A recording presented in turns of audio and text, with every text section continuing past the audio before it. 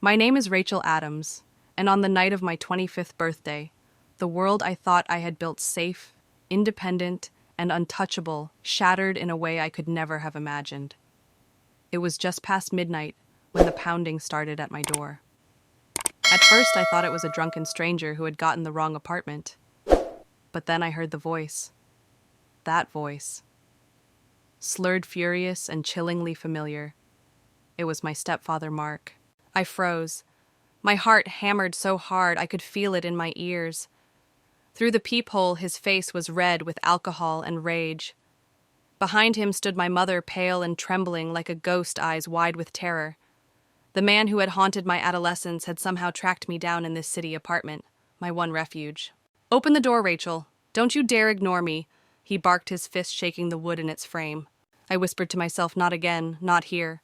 Everything I had fought for since leaving home college, my career, this fragile new life, suddenly felt paper thin against his fury.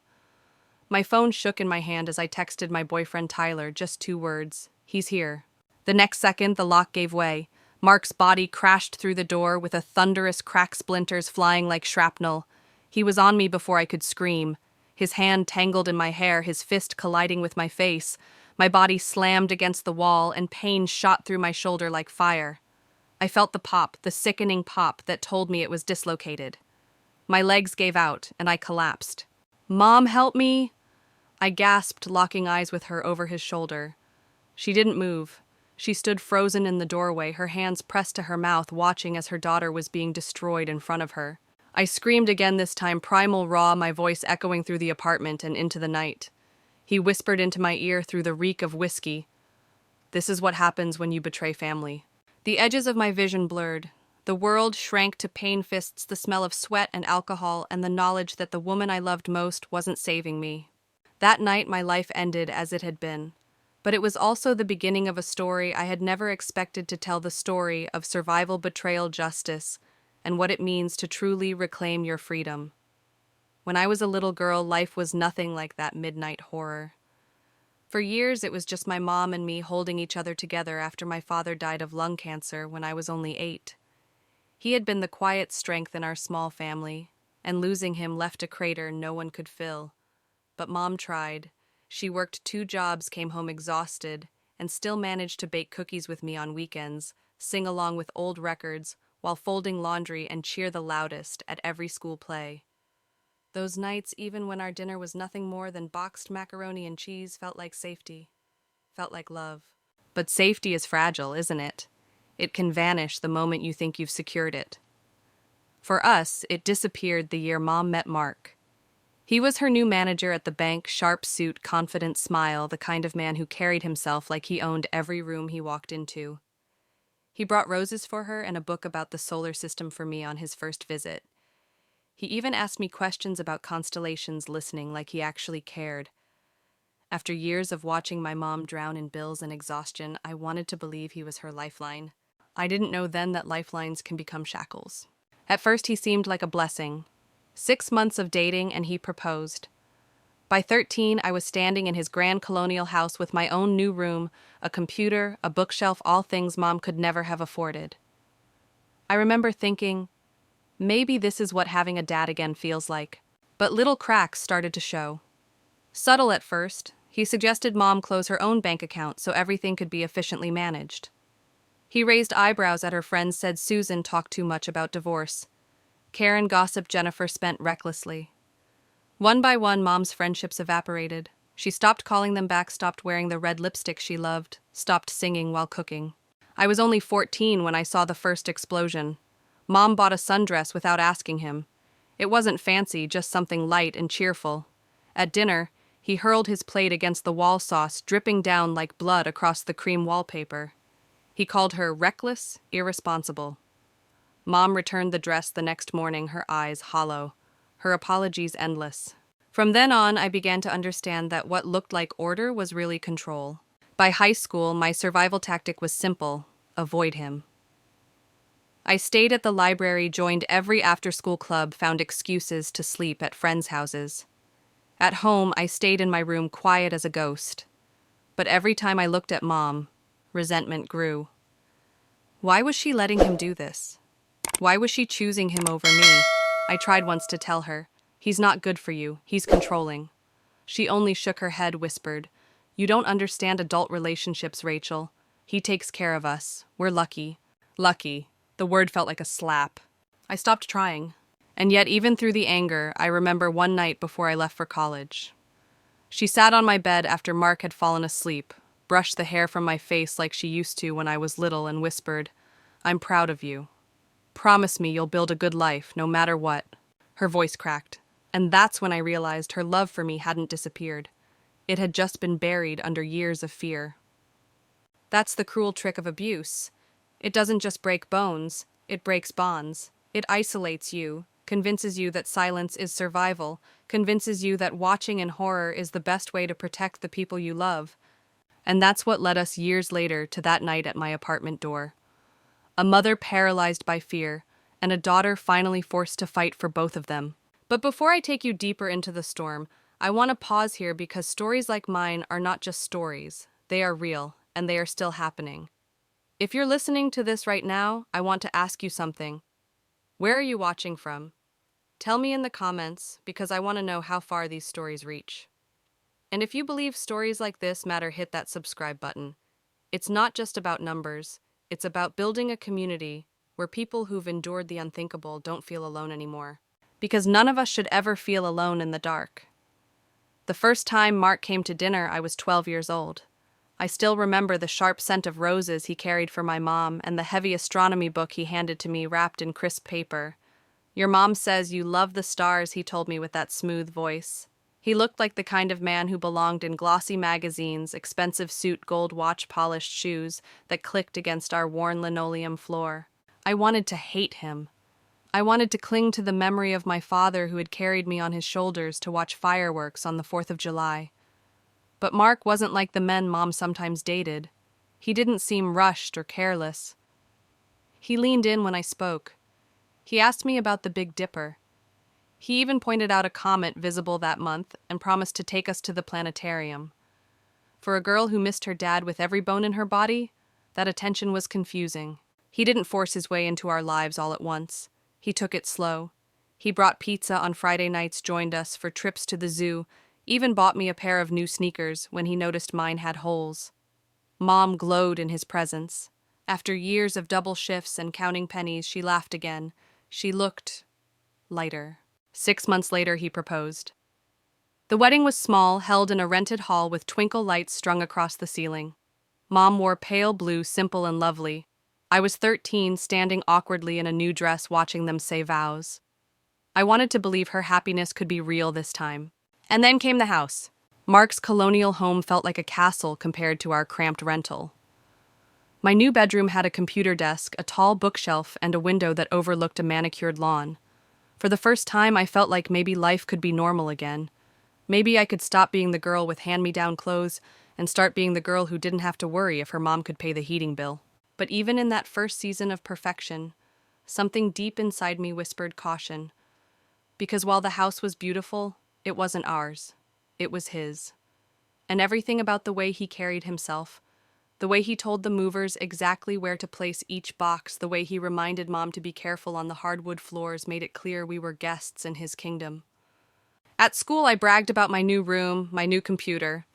But at night, I caught glimpses of Mom hesitating before she spoke, like she was measuring her words. When she reached for her wallet at the grocery store, Mark's hand would brush hers away. "I've got it," he'd say with a smile. At first, I thought it was chivalry. Later, I realized it was something else entirely. I remember one evening in particular. We were having dinner and I told a joke one of my classmates had shared. Mark laughed louder than Mom or me, and then launched into a story of his own. One that seemed rehearsed, like it was meant to remind us how lucky we were to have him. His words dripped with charm, but when I glanced at Mom, her smile didn't quite reach her eyes. It's strange how manipulation hides in plain sight. It doesn't come with fists right away. It comes with Rose's astronomy books and promises of security. It makes you drop your guard, makes you believe you're safe, just long enough for the chains to slip quietly around your wrists. I was too young to recognize it then. I only knew that for the first time since my dad's death, Mom seemed happy. And because I loved her, I let myself believe in Mark too. Looking back now, I see it clearly. That was the opening move of a long game he had been playing. He wasn't saving us, he was setting the stage. The cracks in Mark's perfect mask didn't split all at once. They appeared slowly, like hairline fractures spreading across glass so subtle at first that if you weren't paying attention, you might miss them. It began with money. One Saturday morning, he spread bank statements across the kitchen table, speaking in that calm, reasonable tone that made him sound like a man who knew best. "It's inefficient for Diane to have her own account," he said, sliding a pen across the table toward Mom. "We'll save fees if everything's merged into mine. We're a family now. Families don't divide." I watched my mom's hand tremble as she signed. It was just a bank account, she told herself, just convenience. But I saw the way relief flickered in his eyes, not relief really, but victory. One small piece of control won. Next came the friends. "Karen talks too much," he muttered one evening, swirling wine in his glass. "She's filling your head with gossip." A week later, Mom stopped returning Karen's calls. Then it was Susan who Mark said was bitter from her divorce and might poison Mom's outlook on marriage. Jennifer, he claimed, spent money recklessly and would tempt Mom into the same habits. One by one, they vanished from our lives, their names disappearing from the caller ID, the cheerful afternoons at coffee shops replaced with silence. The woman who once hummed while she cooked began moving quietly through the kitchen. Her closet shifted from bright colors to dull neutrals. The red lipstick she'd worn every holiday, the shade I used to think looked like courage, was tossed into the trash with no explanation. Control disguised itself as guidance. Silence masqueraded as harmony. And little by little, my mother was erased. The first explosion came when I was 14. Mom bought a sundress, that's all. A simple light yellow sundress she found on sale, something cheerful to wear to her office picnic. She didn't ask him first. We were sitting at dinner when Mark's smile froze. His fork clattered against his plate. Without warning, he hurled the dish across the room. Ceramic shattered against the wall, spaghetti sauce sliding down like bloodstains across the cream wallpaper. "You're irresponsible," he shouted, his face red with fury. "Ungrateful. Reckless." Mom flinched, stammering apologies. The next day, she returned the dress. She never again bought clothing without his approval. I learned something that night: he didn't have to hit her to bruise her spirit. By the time I was in high school, avoidance became my only defense. I joined every after-school activity I could, stayed late at the library, crashed at friends' houses whenever possible.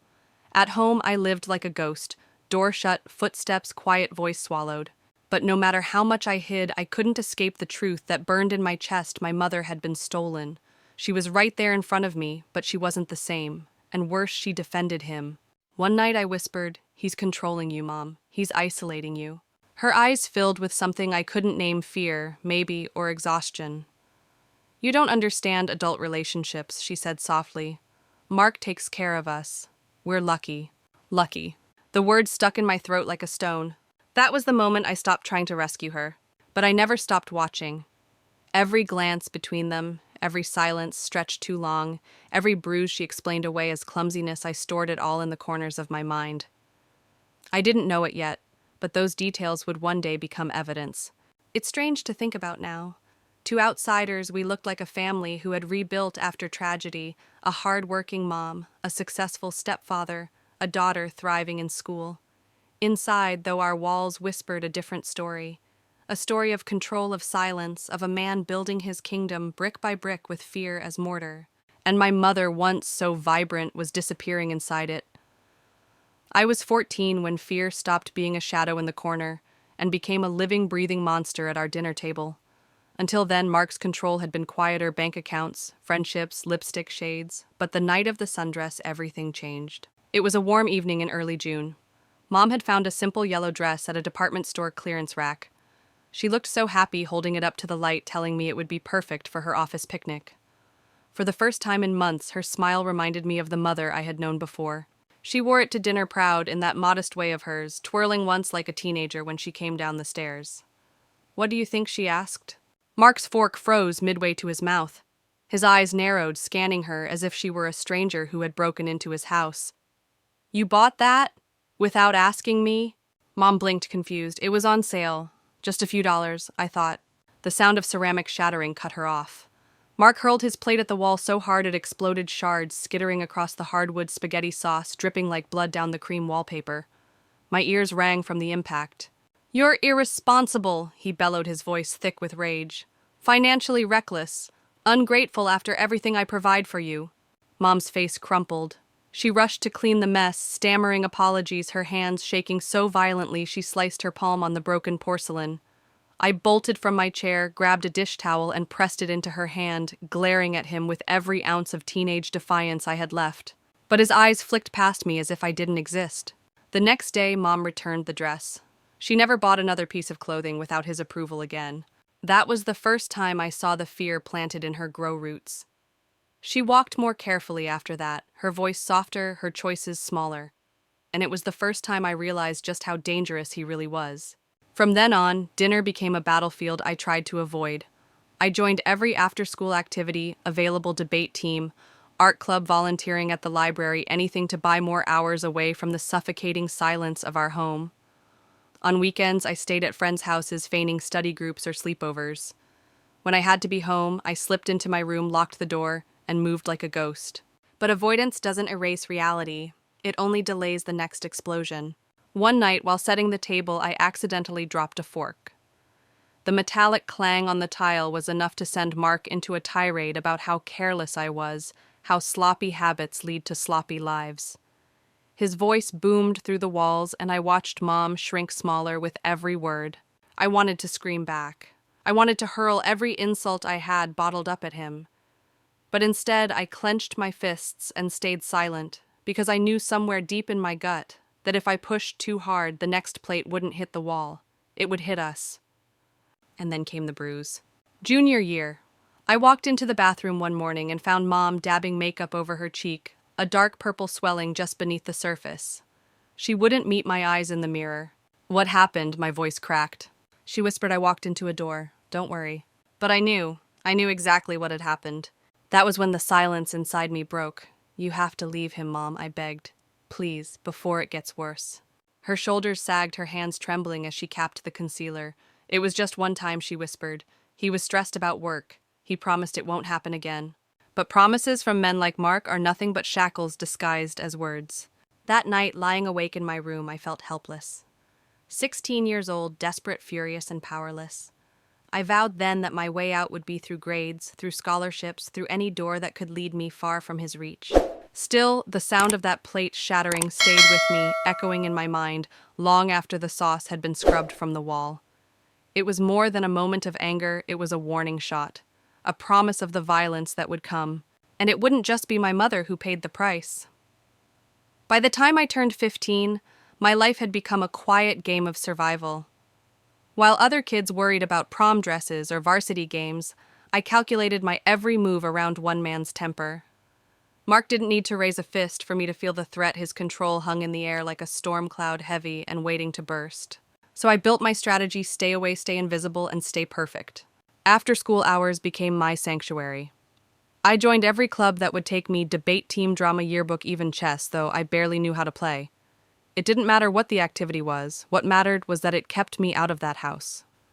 At the library, I stretched study sessions until closing time, savoring the hushed calm between the stacks where no one yelled about bank balances or lipstick shades. On weekends, I found excuses to crash at friends' houses. Their families, even in their imperfections, felt like alternate universes: dads flipping pancakes on Saturday mornings, moms calling down the hallway to remind kids about chores.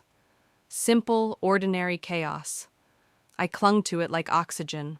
At home, I transformed into a ghost. My door stayed closed, my music soft enough not to carry. I learned to read the tension in the floorboards, the weight of his footsteps, the rhythm of his voice, and timed my movements accordingly. If he was in the living room, I stayed upstairs. If he lingered in the kitchen, I skipped dinner. The goal was always the same: avoid the line of fire. But the longer I lived that way, the more I resented my mother. She had once been my anchor, my safe place. Now she floated through rooms like a shadow, checking with him before making even the smallest decisions. She stopped laughing. She stopped protecting me. And every time I tried to pull her back, she pushed me away with the same tired line. "You don't understand adult relationships. Mark takes care of us. We're lucky." Lucky. The word burned like acid. Still beneath the resentment, there was fear. I had already seen the bruise on her cheek. I had already felt the shift in the air, the sense that violence lived under his skin, waiting for an excuse. If I pushed too hard, if I shouted too loudly, I might be the next target. So I turned inward. I poured myself into schoolwork with a kind of desperation. Every essay, every exam, every late-night cram session was a rung on the ladder out of there. Education wasn't just a goal, it was my escape plan. I applied for scholarships like a soldier stockpiling weapons, each acceptance letter a small victory against the prison walls closing in. Mark noticed, of course, and perversely he approved. She's ambitious, he bragged to neighbors. She gets that drive from me. He saw my grades as proof of his good parenting, never realizing they were proof of my rebellion. Meanwhile, my relationship with Mom splintered. I stopped confiding in her. She stopped asking about my day. We lived in the same house, but in separate worlds, hers ruled by fear, mine by relentless planning. And yet late at night, I sometimes caught her standing in my doorway watching me study her face, a mix of pride and sorrow. She never spoke, just lingered a moment before retreating back into silence. Looking back, I see what I couldn't. Then she was surviving in her own way, convinced that keeping him calm was the only shield she had left. But to me, it felt like betrayal. And betrayal is a powerful fuel. It drove me harder, faster, further. I didn't just want to escape. I wanted to prove her wrong, to prove that life didn't have to be submission and silence. That night, after night of walking on eggshells, wasn't the definition of love. By the time senior year rolled around, my path was clear. Boston University had offered me a substantial scholarship. I was 2 years away from freedom, but freedom has a way of taunting you before you reach it. Because even as I built my exit, even as I dreamed of dorm rooms and city streets, the house I still lived in reminded me daily escape isn't guaranteed. Every slammed door, every raised voice, every bruise hidden under makeup was proof that danger didn't need a reason to erupt. I was surviving, yes. But survival is a thin line. One slip, one mistake, and survival turns into surrender. And surrender was something I refused to give him. The first time I saw the bruise, I wanted to believe the lie. It was late autumn, one of those chilly mornings when the air bites at your lungs and you can see your breath hang like smoke. Mom was standing at the sink, sleeves rolled up as she rinsed a coffee mug. The bruise peeked out from beneath her cuff, purple, ugly, swollen. I froze. "What happened?" My voice cracked before I could control it. She yanked the sleeve down so fast the water sloshed over the counter. "I bumped into the cabinet door," she said quickly, too quickly. Her smile was brittle, the kind you paste on when you know it won't be believed, but pray it will be accepted. A week later, it was her cheek. Faint yellow fading at the edges like a storm dissipating. She said she slipped on the back steps, laughed it off like she was clumsy. But I knew. We both knew. That's the cruelest part of living in a house ruled by control. You start to measure time not in hours or days, but in bruises. Fresh ones, fading ones, ones hidden under scarves or long sleeves. I wanted to scream. I wanted to run to her, shake her shoulders, and demand the truth.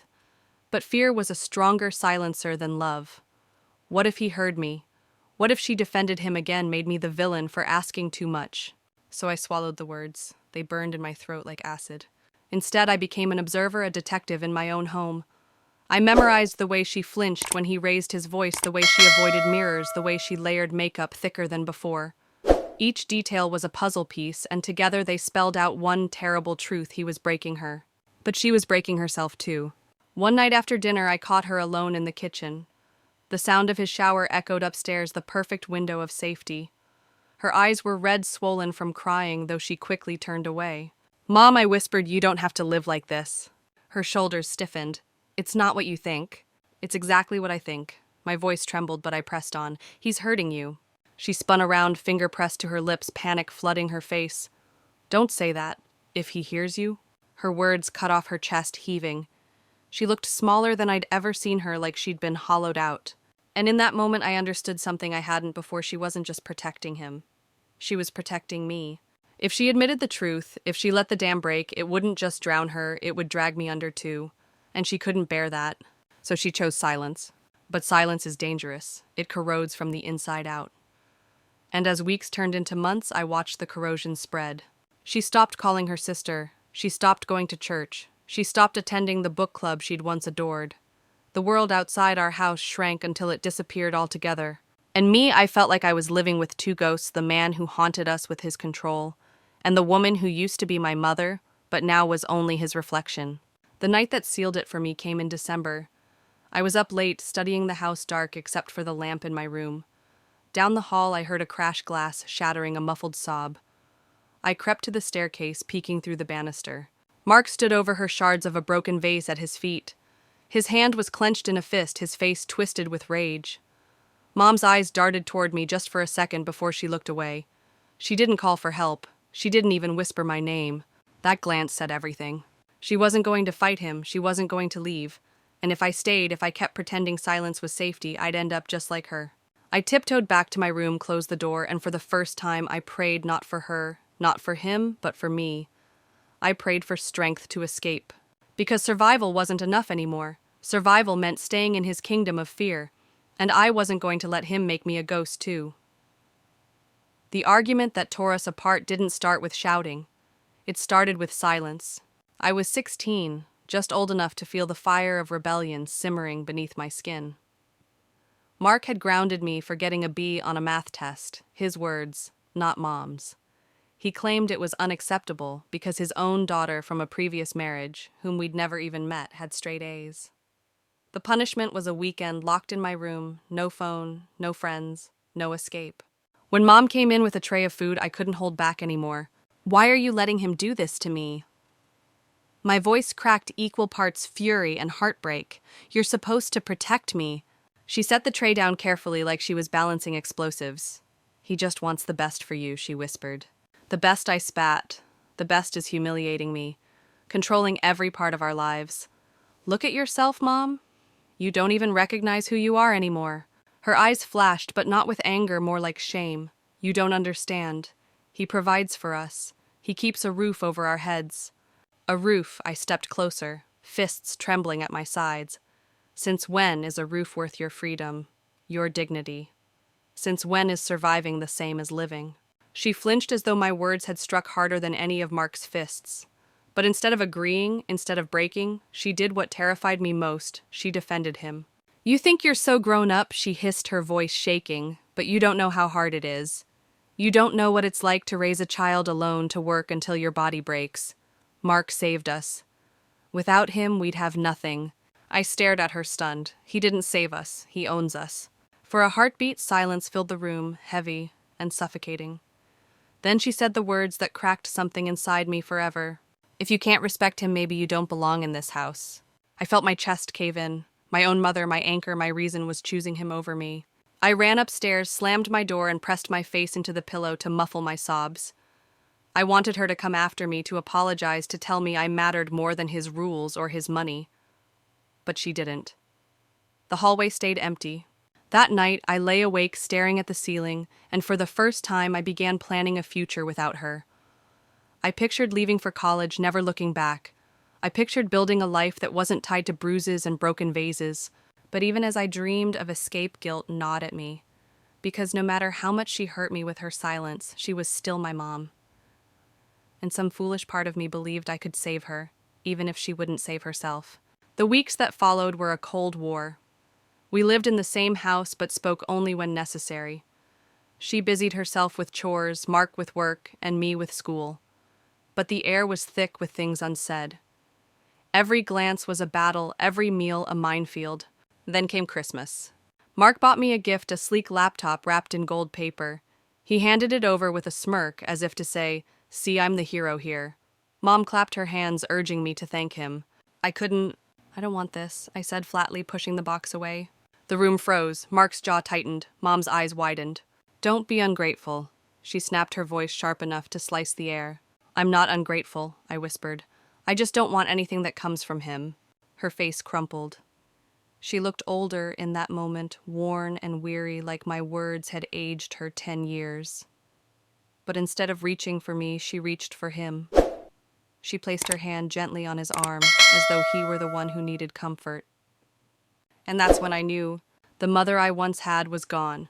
She had been swallowed whole by his shadow, and if I stayed, if I kept waiting for her to return, I'd be swallowed too. So I built my silence into a shield. I stopped fighting, stopped pleading. On the surface, I complied. But inside, I was plotting. Because one day I promised myself I would walk out of that house, and I would never come back. I always thought the silence in that house was dangerous, but I didn't realize how quickly it could erupt into chaos.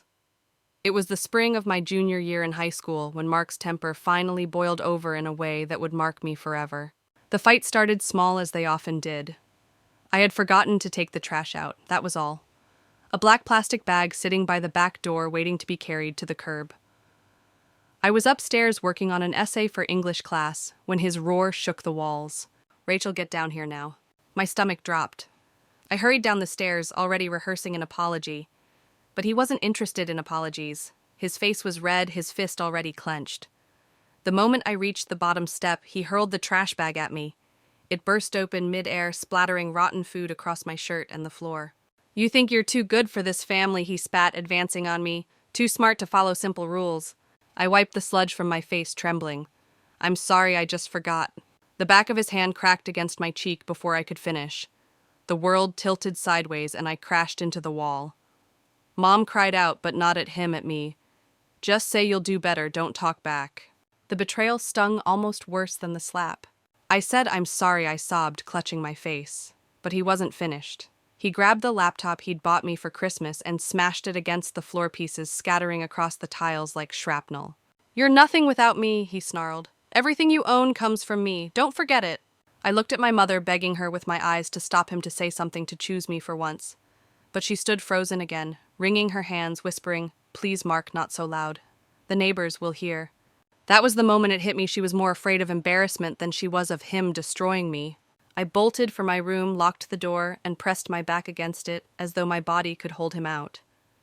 My cheek burned, my chest heaved, and the shards of my shattered laptop lay scattered downstairs like a crime scene. I wanted to scream, to throw something back, to make him feel even a fraction of what I felt. But instead, I just shook in silence. That night, as I lay in bed staring at the ceiling, I realized something terrifying: my mom was never going to save me.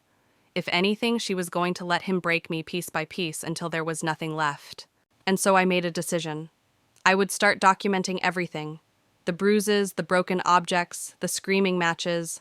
I would keep it all hidden, stored in notebooks under my mattress. One day I promised myself I'd have enough proof to show the world what he really was. But deep down, I knew it wasn't just about the evidence. It was about survival. Because as much as I wanted to believe I could endure it, I sensed something darker building inside him, something that would explode one day, and when it did, I had to be ready. And here's where I want to ask you something, because maybe you've lived in houses like mine where silence was deadly and anger was a storm waiting to break. Have you ever kept secrets to protect yourself? Maybe from a parent, a partner, a boss? Share your thoughts in the comments, because stories like these, they matter more than you know. I didn't know it then, but this night was only the beginning. The storm was coming, and when it hit, it would rip apart everything I thought I knew about family loyalty and freedom. I still remember the night it all snapped, the night Mark went from a man who controlled every breath we took to something far more dangerous. It was late summer, hot and sticky, and the air conditioning had gone out again. I was 17, stretched out on my bed with my math homework, when the shouting downstairs jolted me upright. Mom's voice was low and frantic. Mark's was booming each word like a hammer. I crept halfway down the stairs and froze when I saw the scene unfold in the kitchen. Mom had dared to question him. That was all. She'd asked why he withdrew money without telling her. It should have been a simple conversation. Instead, Mark's face twisted with rage.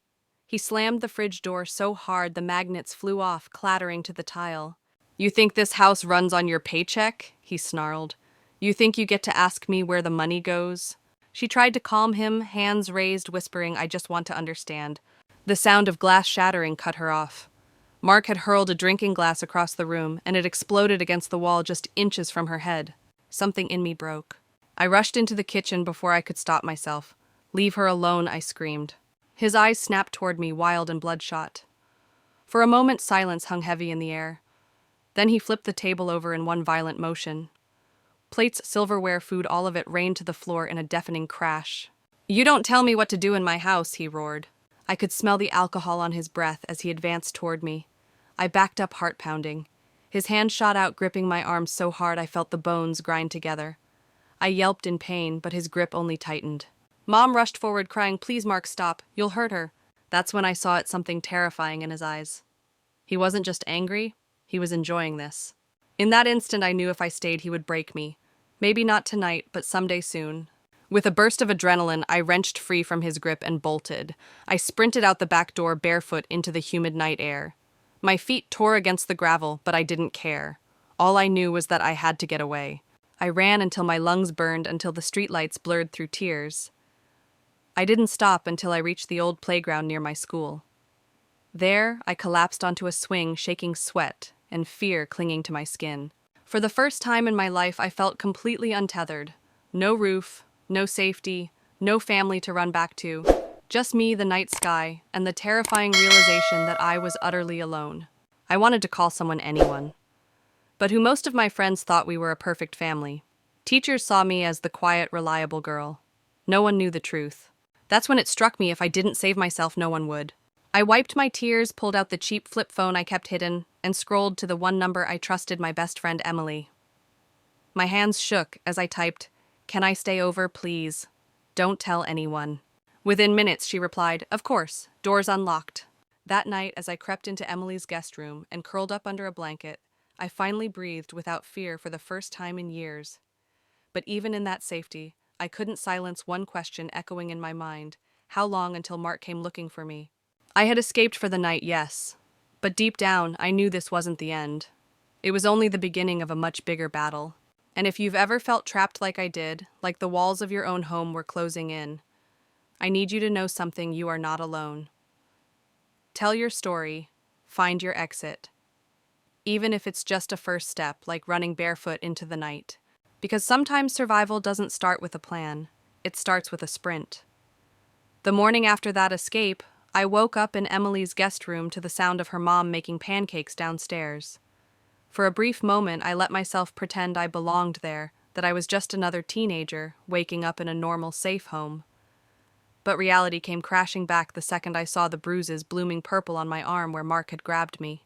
I couldn't hide forever, I knew that. Mark wasn't the type to just let go. He was the type to hunt. By noon, I was already getting the texts. "Where are you? You think you can run? This isn't over, Rachel." Each one made my stomach twist tighter. I deleted them, but the words burned into my brain. Emily tried to reassure me. "My mom says you can stay as long as you need," she whispered as we sat in her room. "She knows something's wrong, but she won't press you." I wanted to believe that safety could last. But that evening, as I walked Emily's dog around the block, I saw it. Mark's car parked 2 streets over. The sight of that dented blue pickup made my knees nearly buckle. He was watching, waiting. I rushed back inside, heart racing, and locked the door. That night I lay awake listening for footsteps outside. Every creak of the house made me jump. But fear wasn't the only thing keeping me awake. Something else had started to grow inside me, a flicker of resolve. I couldn't keep running like this. I needed a plan. The next day I went to the school library and pulled up articles on restraining orders. I was only 17, technically still under Mom's roof, but I read every line, memorizing what victims of domestic abuse could do. The stories of women who'd gotten away lit something inside me. They weren't just survivors, they were proof. Proof that people like me had a way out. Still, I hesitated. If I went public, everyone would know. Teachers, friends, neighbors. My family would be exposed. And worst of all, Mark would be enraged beyond measure. That night, I sat across from Emily at her desk, laptop glowing between us. "Should I tell someone?" I whispered. She looked me dead in the eye. "Rachel, if you don't, he's going to destroy you, and your mom can't protect you. You have to protect yourself." Her words hit me harder than any slap ever had. She was right. So the next morning, I walked into my guidance counselor's office, hands trembling, and for the first time in my life, I told the truth.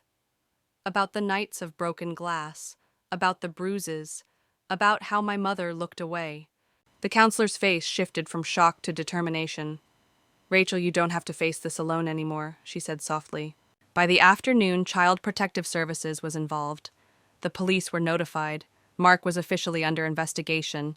When they told me I'd have to testify about what happened, I felt my throat close up. The thought of facing him, of saying those words in front of strangers, terrified me. But then I thought of all the nights I'd hidden in my closet, praying for silence. I thought of Mom's trembling hands and how she had never once stepped in, and I realized something: if I didn't speak, he'd win. I wasn't just fighting for myself anymore. I was fighting for every version of me who had been silenced. That night, as I sat in Emily's backyard, staring up at the stars, I whispered to myself, I can do this. I will do this.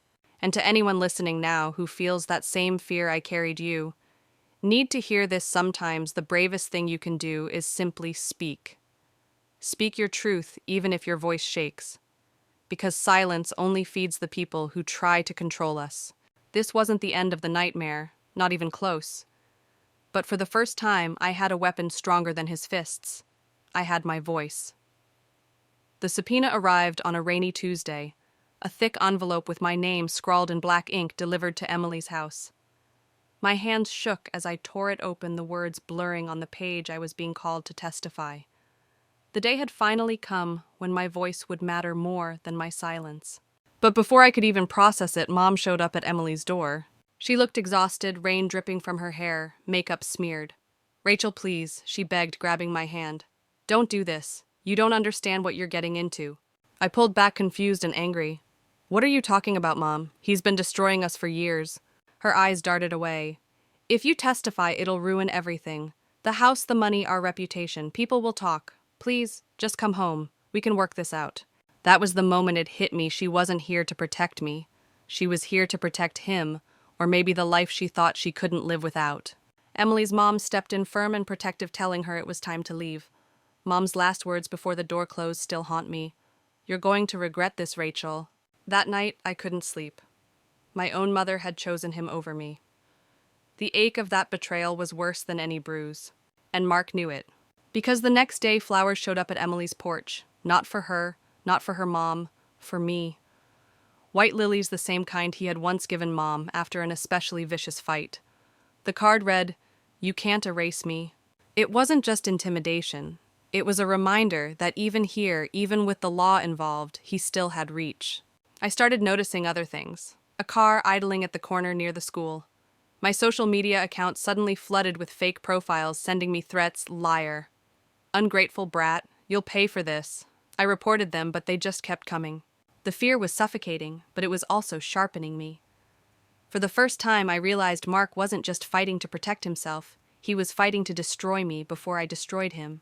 At school, whispers followed me down the hall. Some kids called me the girl who turned on her stepdad. Others avoided me entirely, afraid of the drama. The isolation was brutal, but Emily never left my side. One afternoon, as we sat in the library preparing my testimony, she looked at me and said, Rachel, you know this is his game, right? He wants you to crack. He wants you to feel alone. But you're not. You have me. You have the truth. And that's stronger than anything he's got.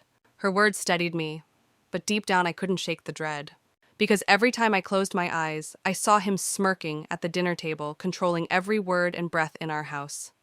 And now that smirk felt closer than ever, as if he was waiting just beyond the courtroom doors. Still, I pressed forward. I met with lawyers. I rehearsed my statement. I told myself over and over that this was survival, not betrayal. And yet, a tiny voice inside whispered doubt. What if Mom's right? What if speaking out ruins everything? I shoved the thought away, but it clung like smoke. If you're listening now, and you've ever been in that place, torn between telling your truth and protecting the people who hurt you, hear this: the ones who love you should never demand your silence. Silence is a cage, and no amount of comfort inside it is worth your freedom. The night before the hearing, I sat on Emily's porch staring at the lilies wilting in their vase. My hands curled into fists. I wasn't going to let him win. But I also knew the storm hadn't even started yet. Mark wasn't finished. He was just waiting for his next move. The courthouse smelled of polished wood and tension. My shoes squeaked against the marble floor as I followed the bailiff down the hall, each step echoing like a drumbeat in my chest. Emily walked beside me, squeezing my hand every few seconds, reminding me that I wasn't alone. But inside, I felt like I was walking into a lion's den with no armor. When the doors opened, the sight nearly knocked the air from my lungs. There he was, Mark, sitting at the defense table in a crisp navy suit, his hair combed, his face shaved clean. To the jury, he looked like a respectable stepfather, a hard-working man unjustly accused. But I knew better. and the smirk tugging at the corner of his mouth told me he knew exactly what he was doing. My mother sat behind him, her hands folded neatly in her lap. She didn't even glance at me. That cut deeper than anything. When the prosecutor called my name, my knees trembled, but I forced myself to stand tall. I walked to the witness stand, swore the oath, and sat down. The room fell silent. I could hear my heartbeat in my ears. The prosecutor's questions started gently. Rachel, can you tell the jury about your relationship with the defendant? I swallowed. He's my stepfather. He married my mother when I was 12. And what was life like in your home after that? I hesitated, glancing at Mark.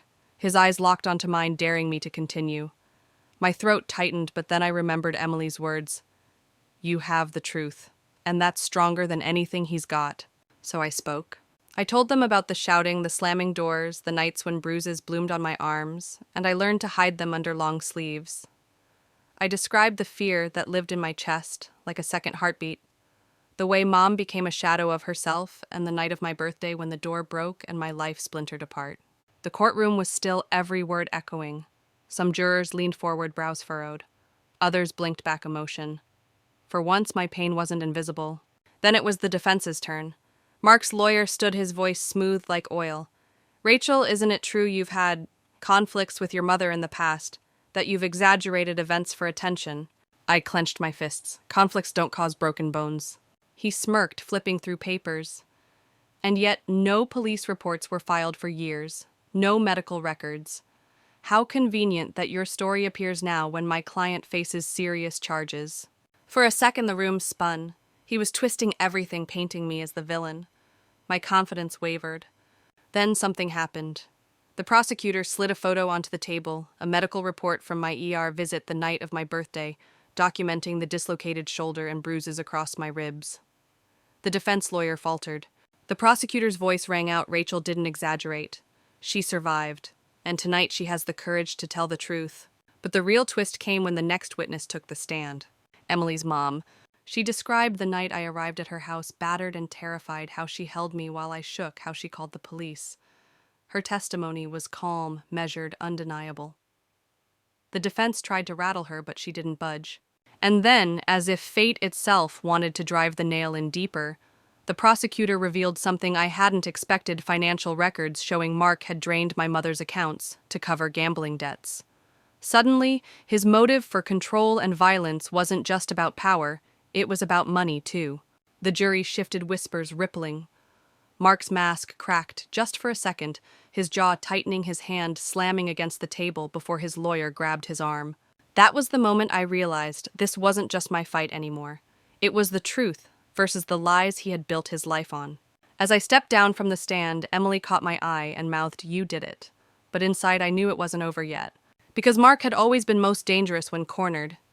And now for the first time he was truly cornered. The jury filed back into the courtroom after hours of deliberation. My hands trembled as I clutched the edge of the bench, my knuckles white. Every second dragged like an eternity, every shuffle of feet echoing louder than the ticking clock above the judge's head.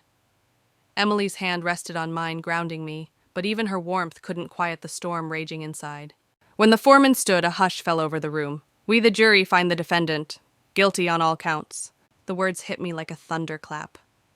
My chest heaved, not with fear this time, but with something I hadn't felt in years: relief.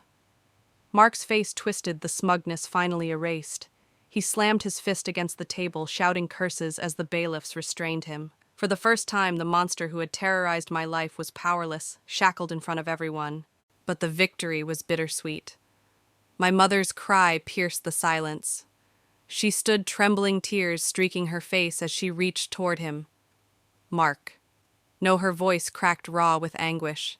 She looked at me, then her eyes filled with a mixture of rage, grief, and something I couldn't quite name. Betrayal, perhaps, or maybe shame.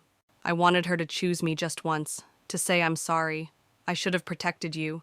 But instead she turned away, chasing after the man who had destroyed us both. My heart broke all over again. After court adjourned, I walked out into the sunlight. The sky was impossibly blue, the kind that would have felt ordinary on any other day, but now seemed like a declaration of freedom. Cameras flashed as reporters crowded the steps, microphones shoved toward me. "Rachel, how do you feel about the verdict? Do you have anything to say to other survivors?" For a moment, I froze. Then I spoke, not to the cameras, but to the people I imagined watching. I want anyone trapped in silence to know you are not weak, you are not alone, and your voice matters. Even if the people closest to you refuse to believe you, there are others who will. Emily squeezed my arm, whispering, "That was perfect." That night, though, the weight of it all crashed over me. Alone in my apartment, I stared at the broken door frame that still hadn't been replaced since that night. The wood splintered and cracked like a scar carved into my life. Justice had been served, yes, but scars don't disappear with a verdict. I sat in silence, asking myself questions I didn't want to answer. Would my mother ever come back to me? Could I ever forgive her? Could I ever forgive myself for still yearning for her love, even after everything? Then the phone buzzed. It was a message from an unknown number. My blood ran cold. The words were short, sharp, like a knife pressed against my throat. "This isn't over. You'll regret what you did." No name, but I didn't need one. My stomach twisted. Mark was behind bars, but his shadow wasn't gone.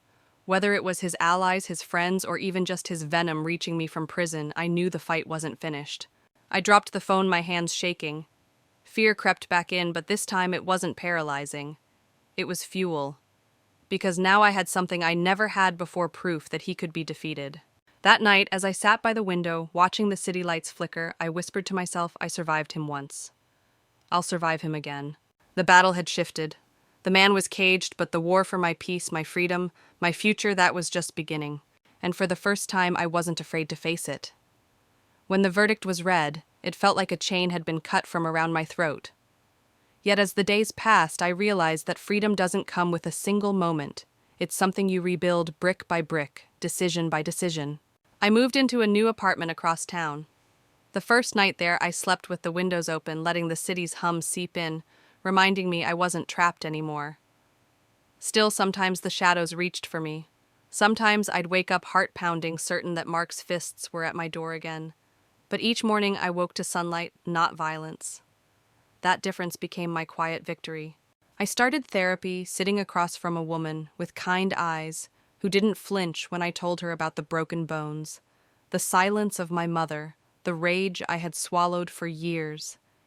Each session was like ripping off old bandages, painful, raw, but underneath something new began to grow. Healing isn't linear, I learned. Some days you stumble backward, but every stumble still counts as movement. One afternoon, I volunteered at a support group for survivors. Walking into that room, I expected to feel like an outsider. Instead, I felt like I had finally found a language I didn't know I was fluent in. We weren't victims, we were people who had carried fire and come out alive. I told my story not as a tragedy, but as proof that survival could lead to something stronger. And that's when I understood my life wasn't about running from him anymore. It was about building something so bright he could never dim it again. Emily stayed by my side. She reminded me daily that family isn't always the one you're born into. It's the one that chooses you, stands with you, refuses to abandon you in the dark. Tyler came back into my life too, apologizing for not being there that night. I didn't know if forgiveness was possible, but I knew I had the power to decide. That was something Mark could never take away. One evening, standing at my window, I whispered aloud to myself, "He didn't win. I did. Not because the jury said so, but because I refused to let fear write the rest of my story." And to those watching this right now, I need you to hear me. Don't let anyone convince you your voice doesn't matter. It does. If you're living in silence, know that you're not weak for enduring it, means you're strong enough to survive. But survival is only the first chapter. Healing, reclaiming, rising, that's where your story truly begins. If this story has kept you here until now, maybe it's because you felt a shadow like mine, or maybe you know someone who has. Join this community, subscribe, and share your voice. Together we can turn whispers of pain into a chorus of strength. As for me, I've chosen not to look back.